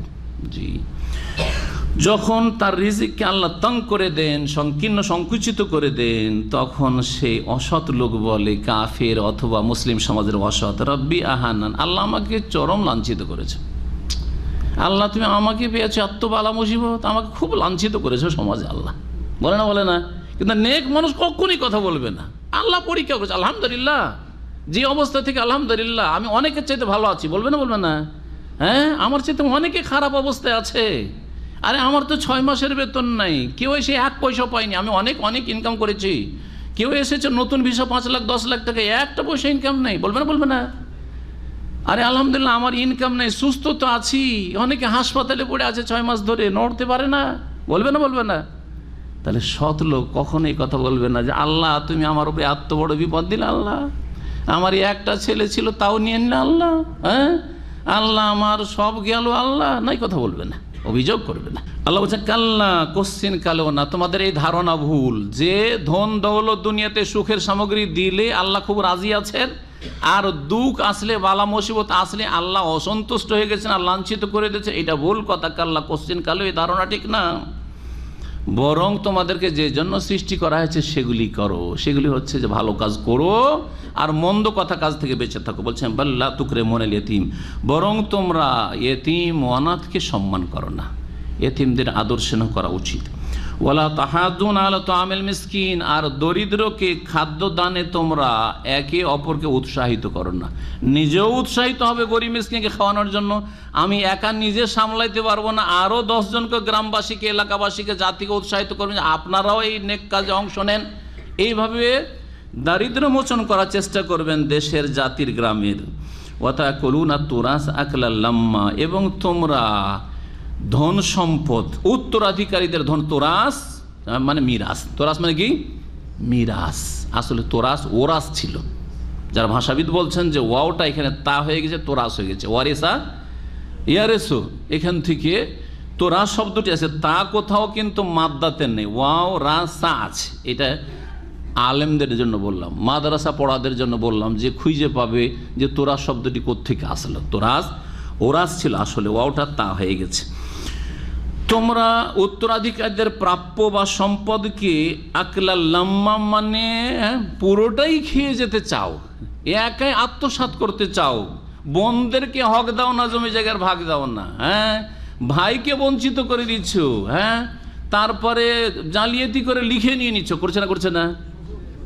চাচাকে বঞ্চিত করার চেষ্টা করছে, যদি বিধবা থাকে, ভাই মারা গেছে, ভাইয়ের জমিগুলি দখল করে নিয়ে মহিলাকে তাড়িয়ে দিচ্ছে, তোকে দেবো না কিছু, তোর কি আছে, ভাই মারা গেছে।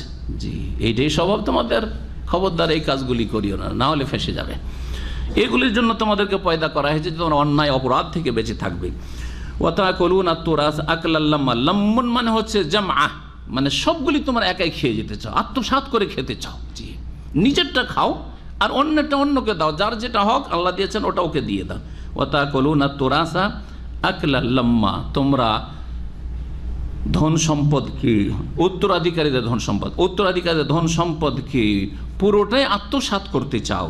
ওয়াতুহিব্বুন আল মাল হুব্বান জাম্মা, এবং ধন সম্পদকে তোমরা অতিরিক্ত ভালোবাসো বা অত্যাধিক ভালোবাসো। হুব্বান ভালোবাসা, আর জাম্মান মানে হচ্ছে খুব বেশি, আল কাসির, আল জাম্ম আল কাসির এই জন্য বিশাল যদি সংখ্যায় জনগণ থাকে বলে আল জাম্বুল গাফির। জি, আল জাম্বুল গাফির জাম। কাল্লা, মোটেই এই করা উচিত না, এই কাজগুলি তোমরা করবে না, কোশ্চিন কালো এরকম করো না, বা এটা করা ঠিক না। একদিন তোমাদেরকে হাজির হইতে হবে, দুনিয়া ধ্বংস হয়ে যাবে, ভোগবিলাসের সামগ্রী শেষ হয়ে যাবে, দুনিয়া তিক্ততায় পরিণত হবে। বলছেন কখন সেটা? যখন আখেরাত হবে। এদা দুক্কাতিল আরজু দাক্কান দাক্কা, যখন পৃথিবীকে চূর্ণ বিচূর্ণ করে দেওয়া হবে। ওয়াজা রব্বুকা, এবং হে মানুষ তোমার রব স্বয়ং হাসরের মাঠে বিচার দিবসে বিচার করার জন্য আসবেন। কে আসবেন? কে আসবেন? আল্লাহর আশা সাব্যস্ত হইল না? হইল না? এটা হচ্ছে আহলে সুন্নাত জামাতের আকীদা। পক্ষান্তরে আশআরী মাতুরিদি আকীদা না না না, আল্লাহ আসবে না, আল্লাহর অর্ডার আছে। যা রব্বকে বলছে যা আমরও রব্বে, আল্লাহর হুকুম আসবে।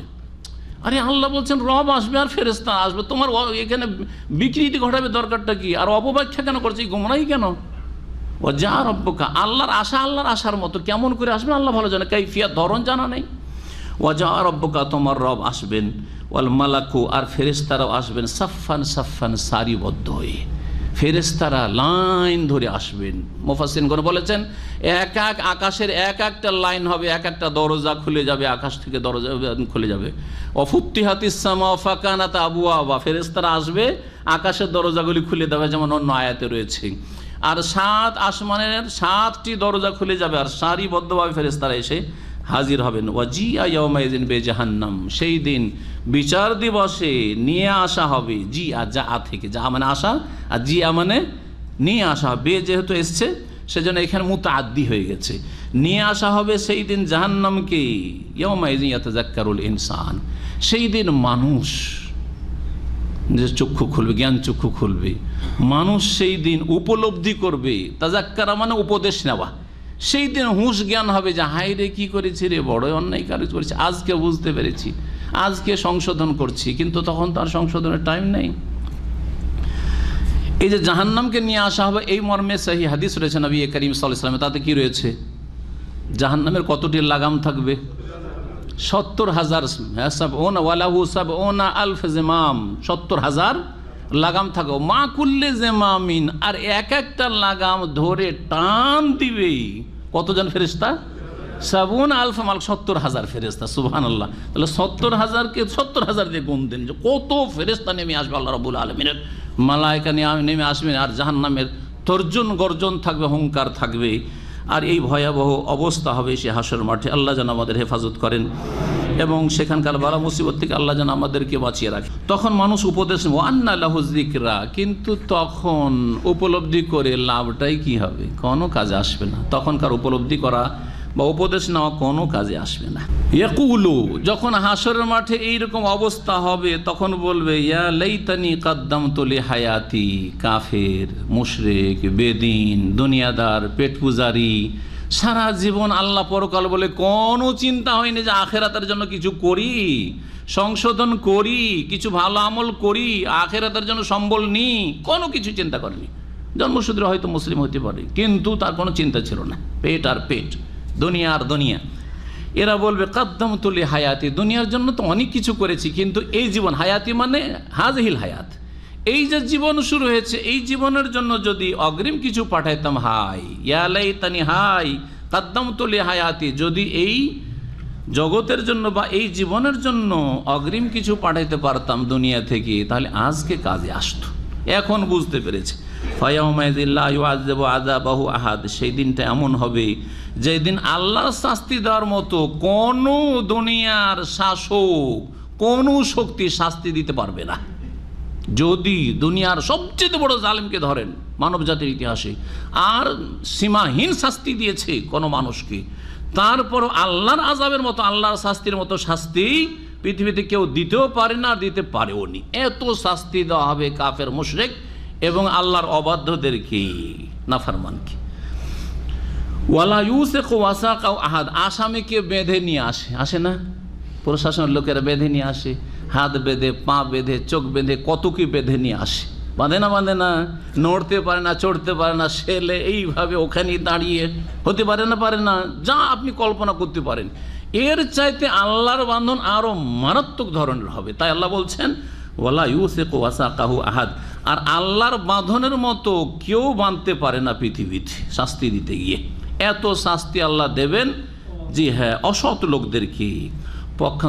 এতক্ষণ পর্যন্ত তো অসৎ লোকের কিছু কথা হইল, এখন ভালো মানুষের কথাও শোনেন, যে ভালো মানুষের সেখানে যে আদর আপ্যায়ন হবে, আর সেখানে তাদেরকে সম্মানজনক জীবন দেওয়া হবে, তাদেরকে ওয়েলকাম আহলান ও সাহলান করা হবে। আল্লাহ বলছেন ইয়া আইয়াতুহান নাফসুল মুতমাইন্না, ওখানে আল্লাহ ডাক দেবেন, হে প্রশান্ত আত্মা, হে প্রশান্ত চিত্ত, জি হ্যাঁ, ইরজি ইলা রাব্বিকি, তুমি তোমার রবের কাছে ফিরে আসো। রাদিয়াতাম মারদিয়া, সন্তুষ্ট হয়ে, আর সন্তোষ ভাজন হয়ে, সন্তুষ্ট হয়ে এবং সন্তোষ ভাজন হয়ে। কি মানে? রাদিয়াতুন মানে নিজে রাজি, তুমি রাজি হয়ে যাবে। আর মারদিয়া মানে হচ্ছে সন্তোষ ভাজন, মানে তোমার ওপর কেউ রাজি। কে রাজি? আল্লাহ রাজি। মারদিয়া মানে যার ওপর রাজি কেউ হয়েছেন, আল্লাহ রাজি হয়ে গেছেন, মারদিয়া। আর রাজিয়া যিনি রাজি হয়ে গেছেন। তাহলে জান্নাতি নিজেও সন্তুষ্ট হয়ে যাবে পেয়ে, মুমিন মুমিনাত, আর আল্লাহও তাদের ওপর কি হয়ে যাবেন?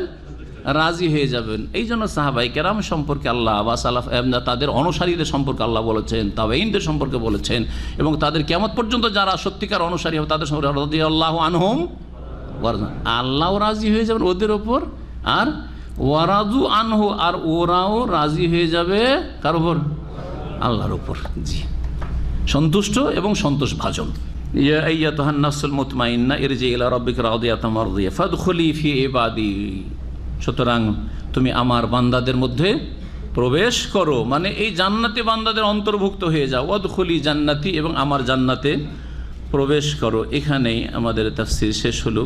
এই কথাটি কখন বলা হবে, এটা একটা কথা বাকি থাকলো। এই যে ইয়া আইয়াতুহান নাফসুল মুতমাইন্না থেকে শুরু করে আসো আসো আসো বলা হবে, ইরজি ইলা রাব্বিক কখন বলা হবে? তিনটি সময় বলা হবে। তাফসীরকারদের তিনটি মত রয়েছে, তিনটেই ঠিক। একটা বলা হবে কখন? মৃত্যুর সময়, যখন মরণ আসে তখন চিন্তিত হয় মানুষ, তখন মৃত্যুর মুহূর্ত ঘনিয়ে এসছে, তখন এটা বলা হয় ইরজি ইলা, চলো চলো রবের কাছে চলো, কোনো চিন্তা নেই, তুমিও রাজি হবে, আল্লাহ তোমার উপর রাজি। জি। আর একটা বলা হবে কখন? জি হ্যাঁ, যখন কবর থেকে পুনরুত্থিত হবে, উঠানো হইল তখন। জি হ্যাঁ, ওই সময় বলা হবে। কবর থেকে উঠছে, ভয়াবহ অবস্থা, পেরেশান, তখন ডাক আসছে, ইয়া আইয়াতুহান নাফসুল মুতমাইন্না ইরজি ইলা রাব্বিকা রাদিয়াতাম মারদিয়া ফাদখুলি ফি ইবাদি ওয়াদখুলি জান্নাতি। আর একটা ডাক দেওয়া হবে যখন হিসাব নিকাশ হচ্ছে, আর হাতে হাতে আমলনামা আসছে, এখন জান্নাতে যাওয়ার হুকুম হবে, তখন এই অর্ডারটা হবে, ফাদখুলি ফি ইবাদি ওয়াদখুলি জান্নাতি। এই তিনটি সময়ের কথা বলা হয়েছে। হাযা ওয়া সাল্লাল্লাহু আলা মুহাম্মাদ ওয়া আলা আলিহি ওয়া সাহবিহি আজমাইন। সুবহানাকা আল্লাহুম্মা ওয়া বিহামদিকা আশহাদু আল্লা ইলাহা ইল্লা আনতা আস্তাগফিরুকা ওয়া আতুবু ইলাইক।